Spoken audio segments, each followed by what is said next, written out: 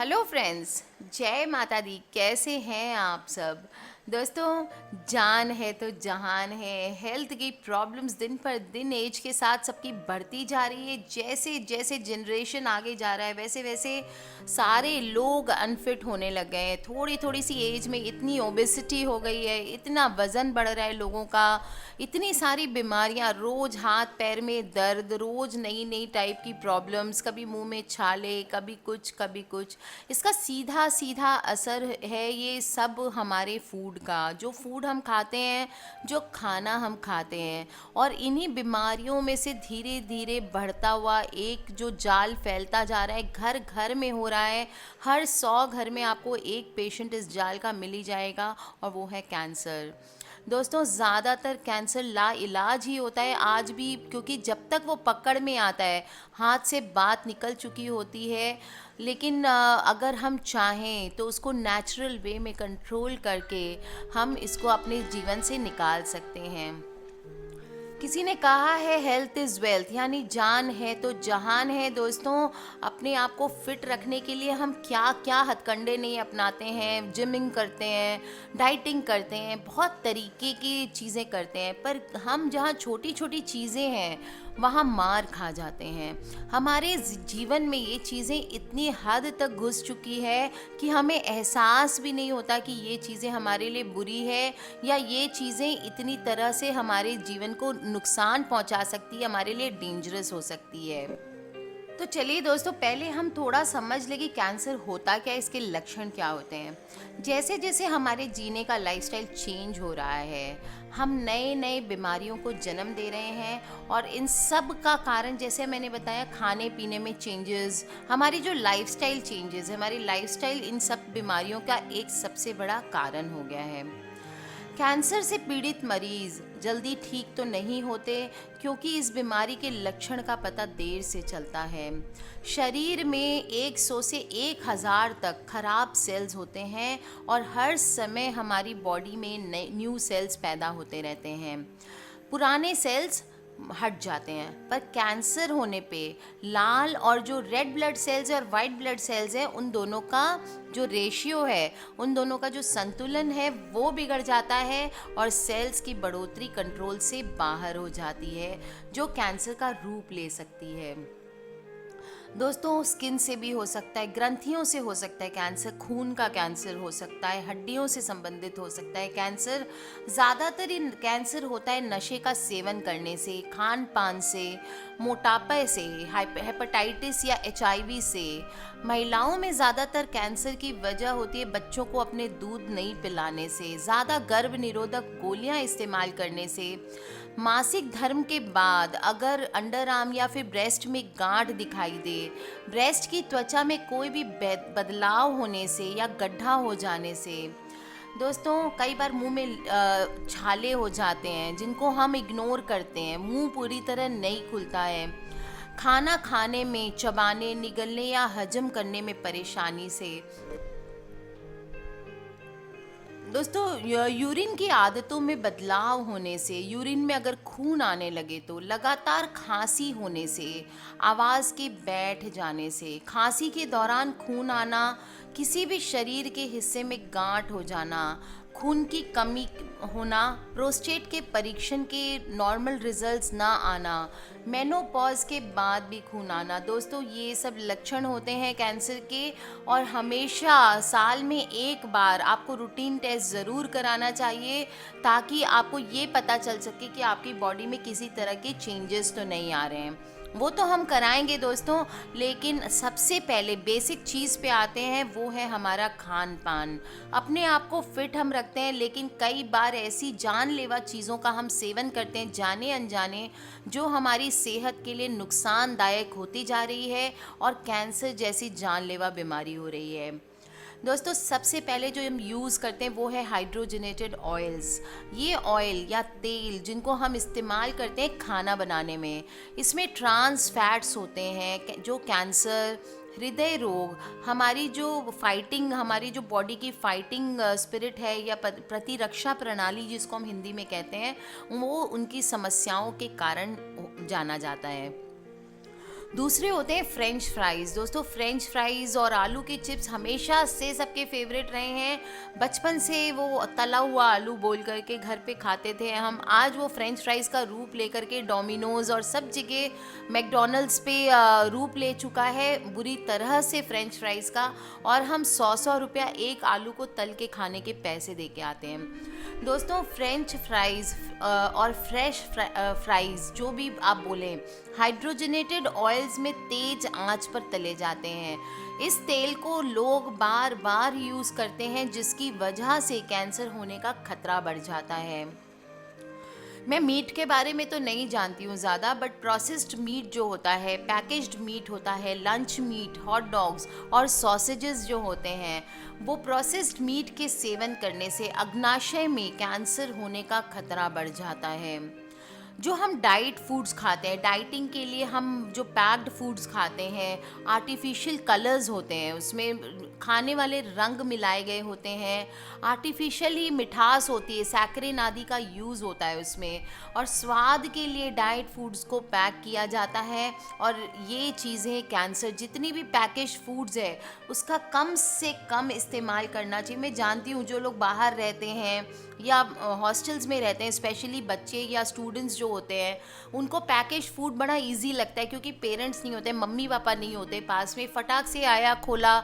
या दिन भर जो जॉब्स में होते हैं, एमएनसीज में काम कर रहे हैं, उनकी लाइफस्टाइल ऐसी हो गई कि रात में दोनों हस्बैंड वाइफ वर्किंग हैं, रात को थक के आने के बाद जस्ट पैकेट सैचे खोला और सूप बनाया, सैचे खोला पनीर बनाया, सैचे खोला रोटियां गरम की। ये तरीका उनको बहुत ही आसान हो जाता है, माइक्रोवेव में डाल दिया सैचे खोल खोल के और गरम करके खा लिया। दोस्तों आप कमाते हैं, लेकिन इसका मतलब ये नहीं है कि आप अपने सेहत का ध्यान ना रखें। ये पैकेज्ड फूड, ये जो लाइफस्टाइल है आपकी, ये बहुत नुकसानदायक है। और आज आपको पता नहीं चल रहा है, जितने पैसे कमाने की होड़ में आप अपने हेल्थ को इग्नोर कर रहे हैं, एक टाइम आएगा कि वो पैसा आपका सारा बीमारियों में चला जाने वाला है। इसलिए जहाँ तक हो सके प्रोसेस्ड फूड ना खाएं दोस्तों, घर में फ्रेश खाएं। थोड़ा सा दलिया बना के खा लें, ज़्यादा नहीं, कुकर में आप थोड़ी सी खिचड़ी बना के खा लें, थोड़ी सी खिचड़ी में वेजिटेबल्स डाल लें, वो आपके लिए ज़्यादा बेनिफिशियल होने वाला है। चपाती 2 मिनट लगती है, सिर्फ 5 मिनट के अंदर चपाती रेडी होती है। आप हैबिट डालें थोड़ा सा, आपको सिर्फ एक आलस है, आपने एक पैकेट खोला, उसको किसी बोल में डाला, उसको माइक्रोवेव में गर्म किया, फिर निकाला, ये भी काम है। इसी तरीके से अगर आप थोड़ा सा आटा डाल के 1 मिनट लगता है पानी से उसको गूंथ लें और 4 रोटियां सेक लें, बिल्कुल भी टाइम नहीं लगता है दोस्तों, सिर्फ एक हैबिट है और इससे आपकी हेल्थ बहुत अच्छी रहने वाली है।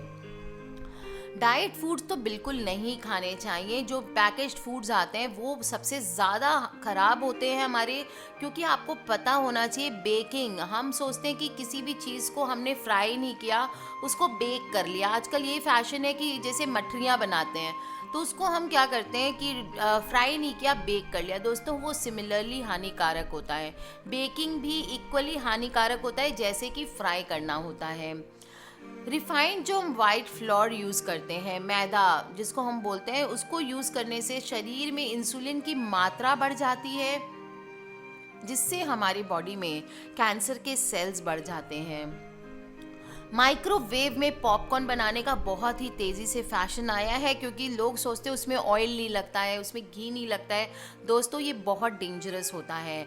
माइक्रोवेव में पॉपकॉर्न बनाने से परफ्लुओरो टॉनिक एसिड ये पाया जाता है, जिससे किडनी और लीवर का कैंसर का होने का खतरा बढ़ जाता है। दोस्तों बाज़ार से जो हम रेडीमेड मिठाइयाँ लाते हैं, दिखने में कितनी खूबसूरत रंग बिरंगी और होती है, लेकिन जब हम उनको खाते हैं, उनके अंदर जो रंग इस्तेमाल किए गए हैं, उनके अंदर जो चीज़ें इस्तेमाल की गई आर्टिफिशियल शुगर्स, वो हमारे लिए बहुत डेंजरस होती है। ट्राई करें जो लोकल मिठाई शॉप है, अगर लाते भी हैं तो लोकल मिठाई शॉप जो फ्रेश छेने की मिठाइयाँ बनाते हैं, फ्रेश मावे की मिठाइयाँ बनाते हैं, ट्राई करें उनसे मिठाइयाँ लेके आएँ। और या फिर घर पे ट्राई करें, हफ्ते में एक बार एक दिन डब्बे में लड्डू बना के रख लें और रोज़ खाएं। आप रोज़ भी मीठा खाएंगे तो भी आपका वेट नहीं बढ़ेगा। आप यूजुअली क्यों हम बोलते हैं कि मीठा खाने से वेट बढ़ जाता है, वो इसलिए कि हम आर्टिफिशियल शुगर्स के साथ जाके बाज़ार से मिठाइयाँ लाके खरीद के खाते हैं। दोस्तों, इससे ब्रेन ट्यूमर का कैंसर होने का खतरा होता है।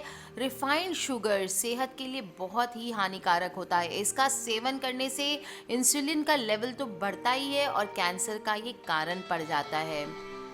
दोस्तों, रिफाइंड शुगर सेहत के लिए जहर का काम करता है, इसलिए इसको बिल्कुल इग्नोर करें। और साथ साथ आजकल जो फ्रूट्स आते हैं उसमें भी ध्यान रखें दोस्तों, इंजेक्शन लगे हुए फ्रूट्स आते हैं। फ्रूट्स के साइज़ बढ़ाने के लिए वैक्सीनेशन की जाती है, जिससे सेहत को नुकसान पहुंचता है। इससे कैंसर का खतरा बढ़ जाता है।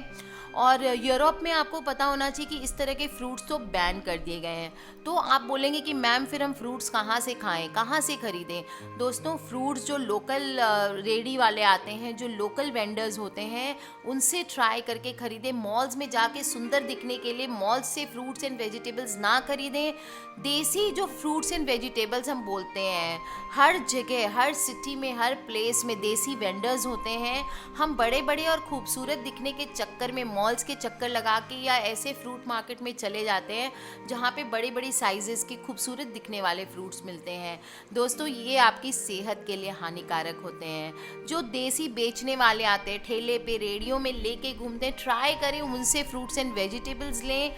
सस्ते वाले थोड़े टेढ़े मेढ़े हो सकते हैं वो, पर वो आपके लिए एक्चुअल फ्रूट्स होते हैं, वो आपके लिए एक्चुअल फ़ायदा करते हैं। और जहाँ तक ट्राई करें मौसमी वेजिटेबल्स खाएं। जैसे अभी आम का सीज़न आ रहा है, अभी तरबूज का सीज़न है, खरबूजे का सीज़न है, ये केला है, ये सब अभी खाने का सीज़न है। आप जाके स्ट्रॉबेरीज़ ना ढूंढें इस मौसम में। वो स्ट्रॉबेरीज़ आप खा भी लेंगे तो आपके शरीर को कोई फ़ायदा नहीं करने वाला है। तो दोस्तों, ये करें। साथ ही नशा तो हानिकारक होता ही है। दोस्तों, अगर आप अधिक मात्रा क्या, अगर आप ड्रिंक्स का सेवन करते हैं, शराब पीते हैं या कोई भी नशे की चीज़ें खाते पीते हैं, जैसे आजकल क्या कहते हैं उसको, हुक्का बार्स का बहुत चलन हो गया है। हुक्का पीना, तरह तरह के ड्रग्स लेना, ये बहुत ही डेंजरस है दोस्तों। इससे कैंसर का मुंह में, आपके लिवर में, आपके स्टमक में, आपके जो भी यूरिन है, आपके जो बच्चेदानी हैं, आपके स्तन में, हर तरह से कैंसर हो सकता है। तो दोस्तों, इन सब चीज़ों से आपको बिल्कुल बच के रहना है और कैंसर नहीं होने देना है। दोस्तों, हल्दी का इस्तेमाल किया कीजिए रोज़। हल्दी का इस्तेमाल अगर करेंगे तो आपकी बॉडी में कैंसर फॉर्मेशन नहीं होता है। गेहूं और जौ का मिला हुआ रोज आटा खाना चाहिए। आलू, बैंगन, कच्चू या अरबी जिसको कहते हैं, उसको खाने से आप परहेज करें। चर्बी वाली चीज़ें बिल्कुल ना खाएं। बादाम, किशमिश जैसे ड्राई फ्रूट्स कैंसर जैसी बीमारियों को बढ़ने नहीं देती है, उसका सेवन करें। किसी भी बीमारी में जितना ज़रूरत होता है उतने ही दवा का इस्तेमाल करें। फालतू दवाएं ना खाएं। गाय का गौमूत्र, गेहूं का जवारा, ये सब भी कैंसर के लिए आयुर्वेदिक रामबाण होते हैं। थोड़ा थोड़ा इनका इस्तेमाल अपने जीवन में पहले से करें ताकि कैंसर आपको छू ना सके। फल, हरी सब्जियां, सैलड्स, फ्रूट्स, इन सब का ज़्यादा इस्तेमाल करें। मैं तो यही बोलूँगी स्पेशली बॉयज़ को, पान, गुटखा, सिगरेट, किसी भी नशे का सेवन ना करें। क्या मिलता है आपको इसको खाने से?